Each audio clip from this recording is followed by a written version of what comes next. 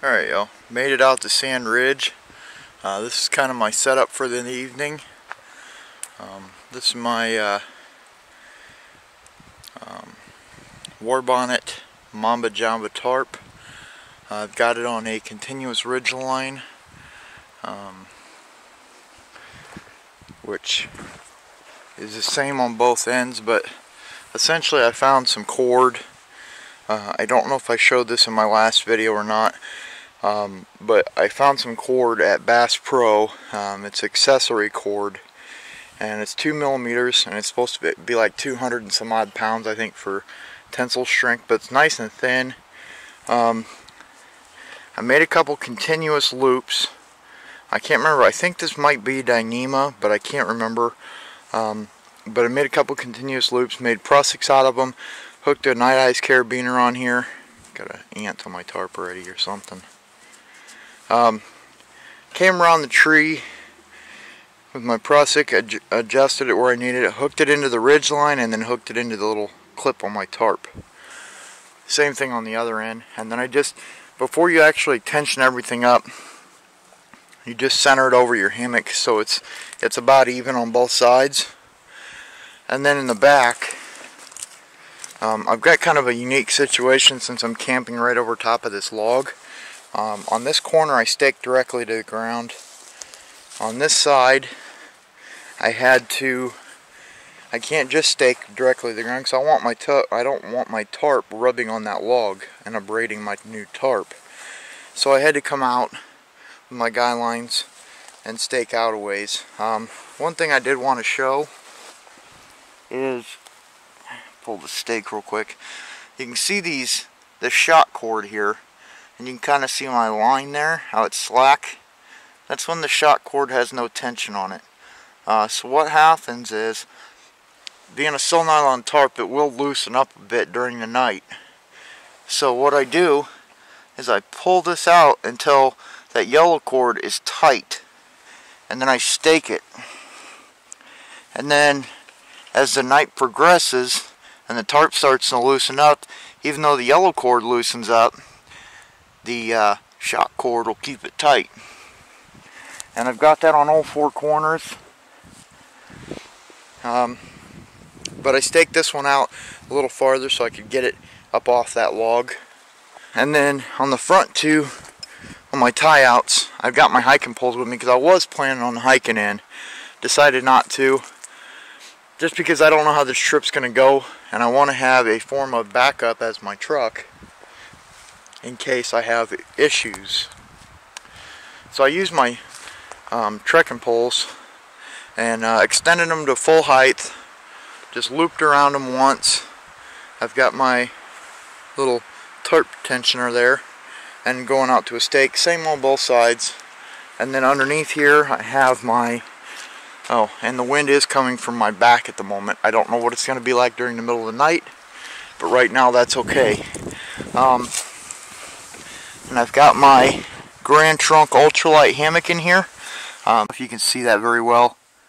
53 supposedly around 3 p.m., which I'm pretty close to. 54 at 4 p.m. 53 at 5. 50 by 6 tonight. And then down to 39 at midnight, 37 by 1 and 2 a.m. 3 a.m. goes down to 36. Okay, they upped it 1 degree. Okay, so it looks like it's going to get down to 36 tonight according to this right now. No rain expected. It's supposed to be fairly cloudy up until about 7 a.m. according to this.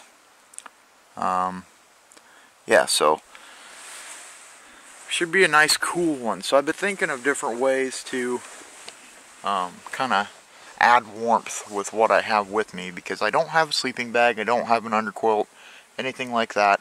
I do have, what I have for sleeping, I think I've mentioned it, is 2 SOL escape bivvies, a space blanket, and a sleeping bag liner that I've showed in my past videos. What I've done is I've lowered my hammock where I'm just about 1.5 feet off the ground when I lay in it, and I went and I gathered a whole mess of pine duff. Now this wouldn't be enough if I was going to actually sleep directly on the pine duff, but it's not going to be compressed. What I'm going to do, or what I've done, is I've piled it where I'm going to be laying. I need to add a little bit more out here by the feet, and then when I lay in it, I just barely touch it. And my goal for that is to be a natural version of an underquilt. So, with that being said, hopefully you'll be able to see this because the sun is pretty bright right now, but I'm going to go ahead and go lay in it and kind of show you. It's pretty well covered with pine duff. You need to add a little bit more here, and then down by the foot, but I think my feet will be alright. I want to add some more right in here for sure, and then so that'll help keep the wind off my back tonight. I'm not actually compressing it. Well, I am right here under my back, but not bad. And if I take and I kind of waller out the center and pull both sides out like this, the center will still be covered, but the sides, so the center won't be covered, but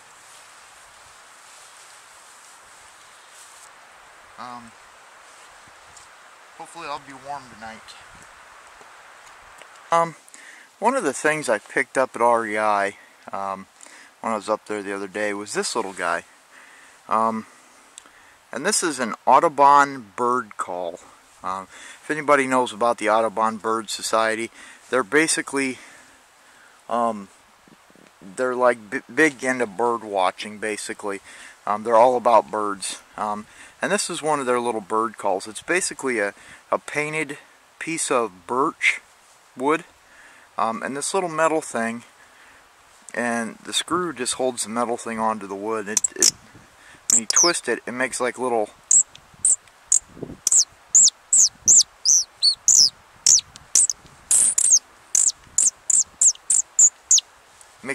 noises, like kind of like birds. It's kind of neat. I put this little rubber band on here. I don't know why, but it doesn't come with it. One thing that kind of threw me when I got this, in the packaging there was a little what looked like a pill, and I wasn't sure what the heck it was for until I got home and I actually read it, and it's some kind of rosin or resin or something like that. It's a little powdered pellet, and you put some down inside of here like once every year or so. But basically that's the metal squeaking off of the wood.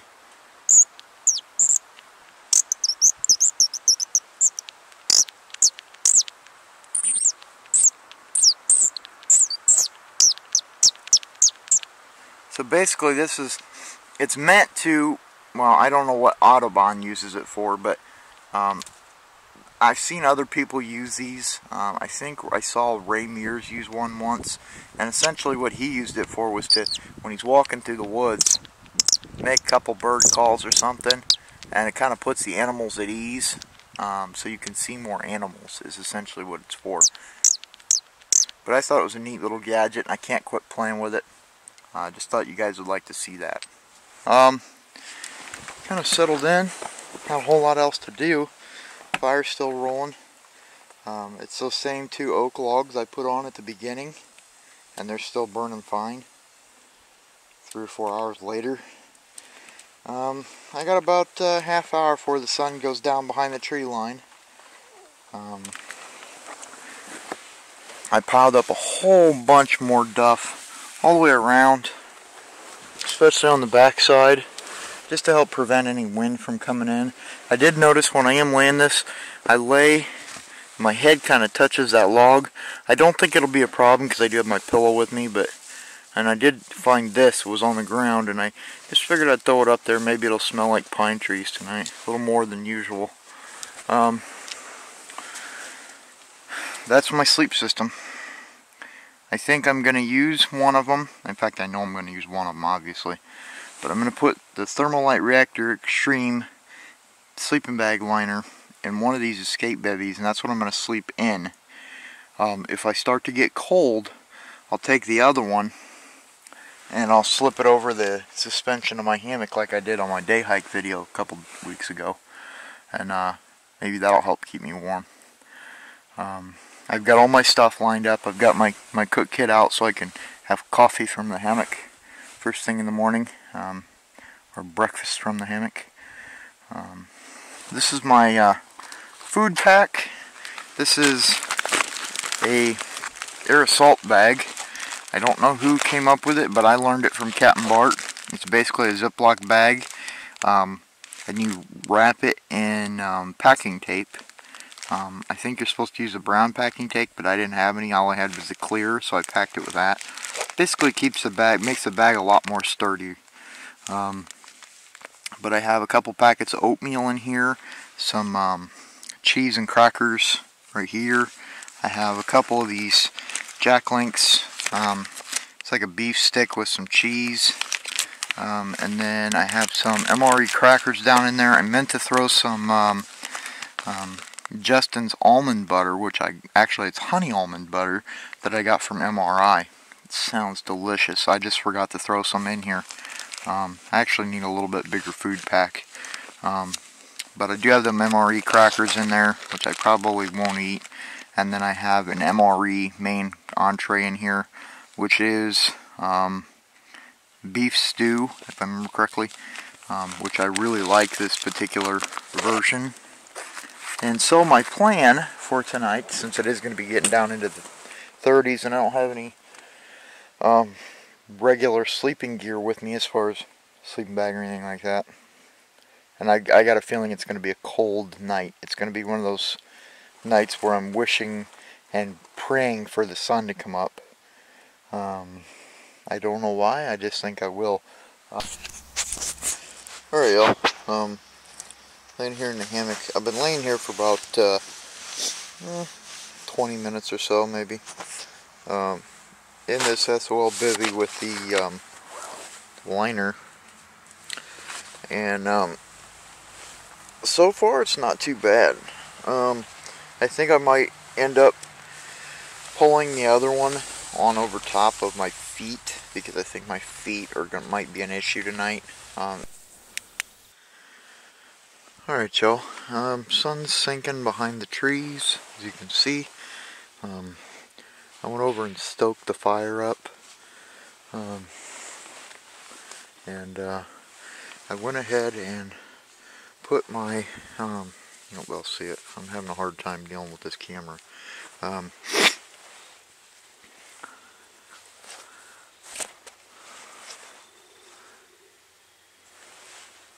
That's my fleece jacket I just put on.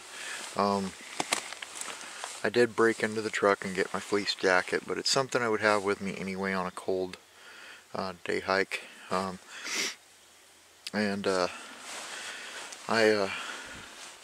got into both bivvy bags. I'm in both of them.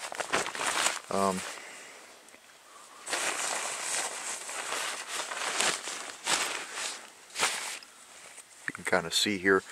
This is the first one, and then this one is the inner one. The inner one I do not have zipped up. These things are, if you're tall at all, these things are a pain in the butt to get into, especially if you're in a hammock. I guess if you're on the ground it'd be easier to worm your way into them. The sleeping bag liner, I was having a heck of a time getting that thing up around me. It's cold right now. I don't know what temperature it is, but it is chilly. I've got gloves on and my hands are cold. That light you're seeing, that's the moon. I don't think I can get zoomed in any farther. Yeah, I can, just a little bit. But it is putting a lot of light down. It's a lot bigger than it looks on camera. Right now it just looks like a little speck. In real life it looks huge. Alright y'all, I'm back in the hammock after I got warmed up, put some extra socks on. I ditched the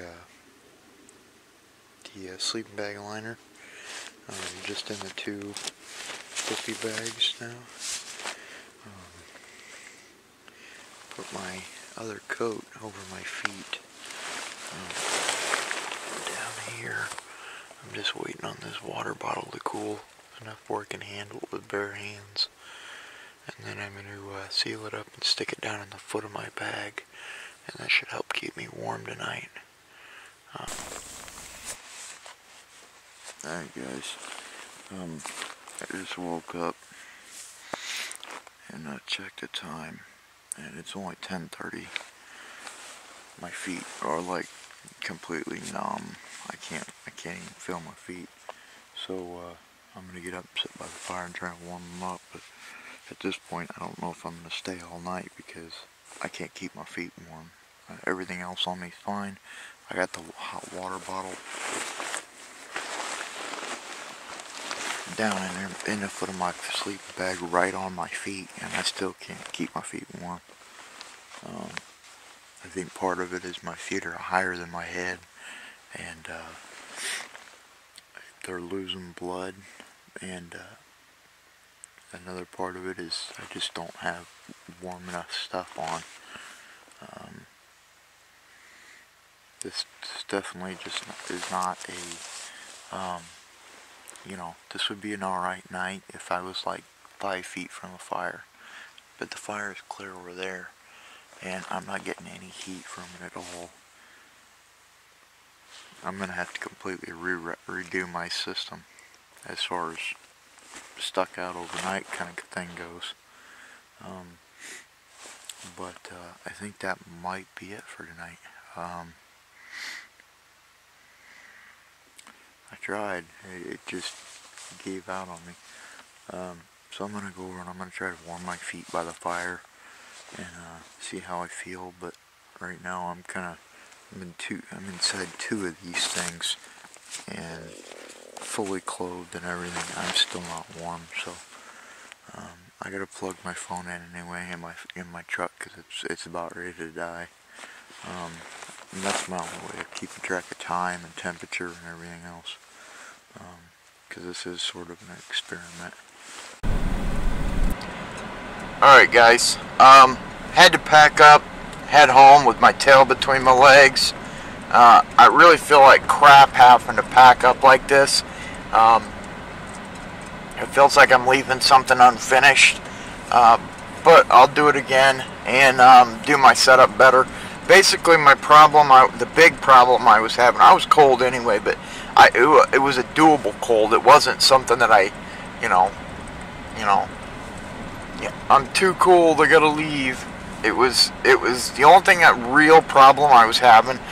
I could not keep my feet warm. I've got 2 pairs of socks on, and I had 2 of the SOL escape bivvies on, and I still could not keep my feet warm. I also had a hot water bottle in the foot of my bag.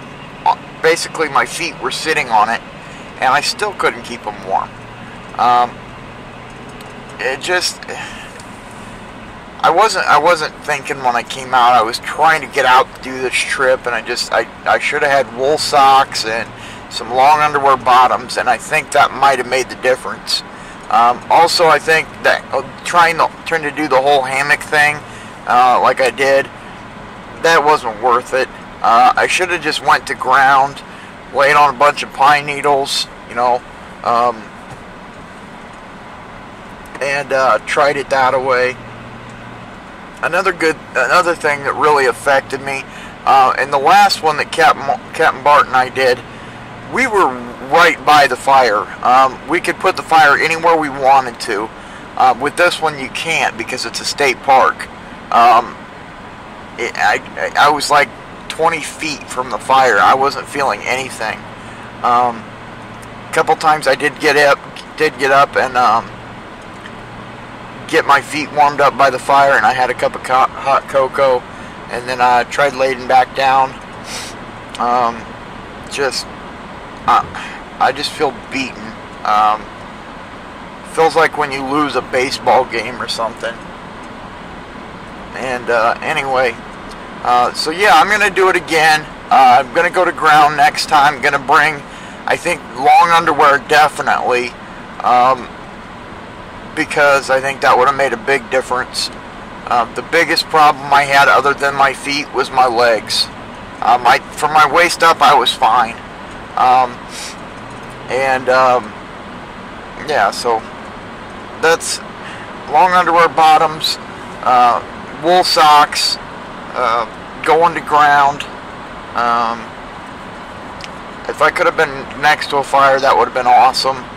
I definitely think that I'm going to try this again, but I'm definitely going to have backup sitting in the truck like a good sleeping bag, because I really hate, I would rather, you know, have to say, okay, you know what, this isn't working, I'm going to go ahead and grab my sleeping bag and spend the rest of the night here, than have to hightail it home. That just feels like I'm a loser or something, as far as, I don't know how to explain it.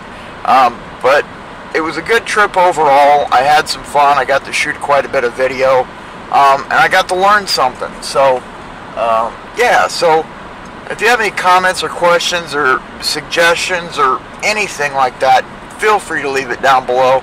I love hearing from you guys. I love talking to you guys. And until the next one, guys, thanks for watching.